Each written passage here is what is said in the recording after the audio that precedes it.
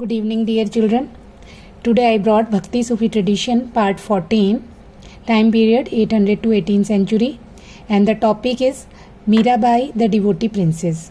It is the second last topic of this chapter, and we have read Kabir Das and Guru Nanak Dev earlier, and now the topic Mirabai devotee princess. ये हमने मीराबाई का नाम हमने कई बार सुना ही है, उनकी मूवीज़ भी देखी होंगी आपने. तो मीराबाई भी एक डिवोटी थी और कहा जाता है कि वो कृष्ण भगवान की डिवोटी थी, कृष्ण भगवान की पूजा करती थी. Mirabai 15 to 16th century, time periods 15 to 16th century, is best known women poet with भक्ति tradition. women poet के नाम पर उनको जाना जाता है. Her biography has been reconstructed primarily through her bhajans. और उसकी जो बायोग्राफी कैसे रिकन्स्ट्रक्ट की गई उनके भजन के through. These bhajans were transmitted hourly through countries.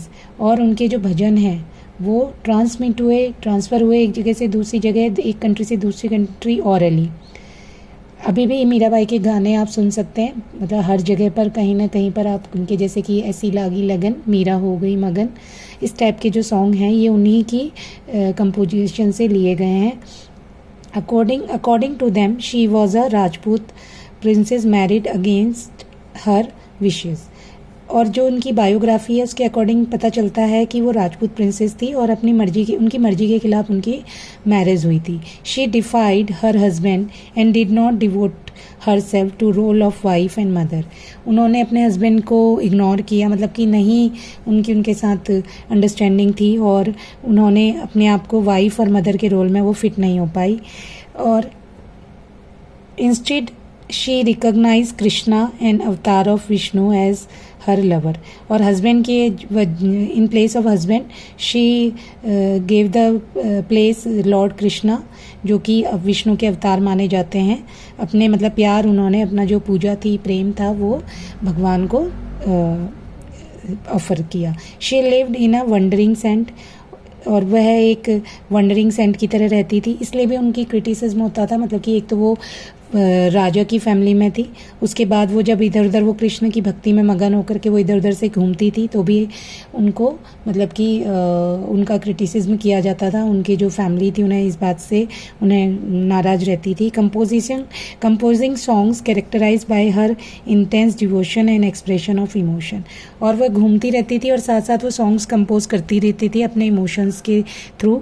Her preceptor was Raidas, leather worker. कहा जाता है कि जो उनके गुरु थे वो रैदास थे, रैदास, और जो लेदर वर्कर थे.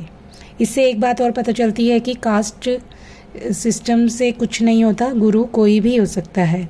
This indicate her defines of the norms of caste society. इससे पता चलता है कि वो कास्ट सोसाइटीज़ के अगेंस्ट थी. Although Mirabai did not attract a sect or group of followers, but she has been recognized as a source of inspiration for centuries. उन्होंने किसी भी कम्युनिटी को अडॉप्ट नहीं किया, ना ही किसी पर्टिकुलर कम्युनिटी को फॉलो किया, और लेकिन वो सबके लिए एक इंस्पिरेशन का सोर्स बनी रही काफ़ी सेंचुरीज तक. आई होप ये आपको समझ आया होगा. शी वॉज राजपूत प्रिंसेस और married to a prince, but उनकी वहाँ अंडरस्टैंडिंग नहीं हुई और उन्होंने अपना सारा डिवोशन गॉड के लिए दिया, गॉड लॉर्ड विष्णु के लिए.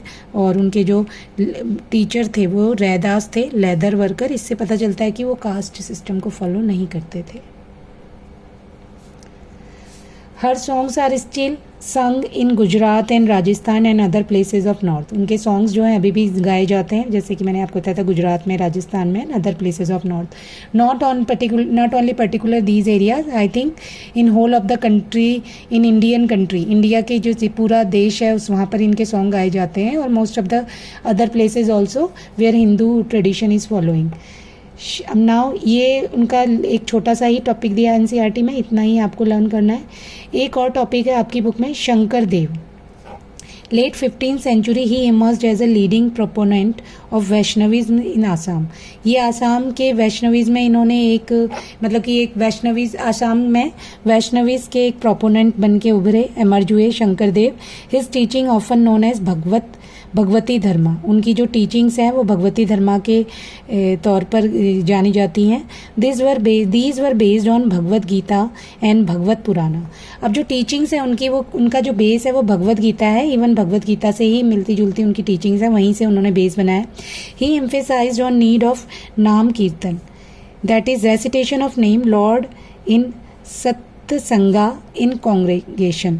उन्होंने भी फोर्स किया कि भगवान की प्राप्ति भगवान का नाम लेने से होती है, रेसाइट करने से होती है, और ग्रुप में भगवान की मंडली में भगवान की पूजा करने से होती है। ही ऑल्सो एनकरेज एस्टेब्लिशमेंट, और ये ग्रुप पूजा आपको याद होगी, ये गुरु नानक देव का भी उनका भी एक मैसेज था कि ग्रुप में पूजा की जाए। He also encourage establishment 17 of monasteries, 17 मतलब मोनेस्ट्रीज को उन्होंने 17 बोला, for transmission of spiritual knowledge and namghar और प्रेयर हॉल्स। मतलब कि जैसे मंदिर होते हैं ऐसे ही आश्रम होते हैं, इसी टाइप से इन्होंने 17 का एस्टेब्लिशमेंट पर फोकस किया, और जिसमें क्या होगा, नॉलेज दी जाएगी, स्पिरिचुअल नॉलेज दी जाएगी, जिसे नामघर भी बोलेंगे, प्रेयर हॉल भी बोला जाएगा, जहाँ पर नाम चैंट होगा इकट्ठे। Now next topic, many such institutions continue to flourish to date. आज भी इस टाइप के जो ये 17 जो इन्होंने इस टाइप के जो मोनेस्ट्रीज स्टार्ट करी थी, ये अभी भी चल रही हैं। हिज मेजर कंपोजिशंस इंक्लूड कीर्तन घोषा, जो उनका मेन कंपोजिशन है उसे कीर्तन घोषा कहा गया है। तो ये भी एमसीक्यू में आ सकता है कि कीर्तन घोषा के कंपोज़र कौन है, शंकरादेव, या शंकरादेव का कंपोजिंग क्या है, कीर्तन घोष। आई होप आपको ये टॉपिक समझ आया होगा। Thank you for watching children. और मैंने इस चैप्टर से रिलेटेड छोटे छोटे एनिमेशन वीडियो भी बनाए हैं, शॉर्ट्स भी बनाए हैं, आप मेरी वेबसाइट में इसे मेरे चैनल में देख सकते हैं इन शॉर्ट्स में। Thank you very much children.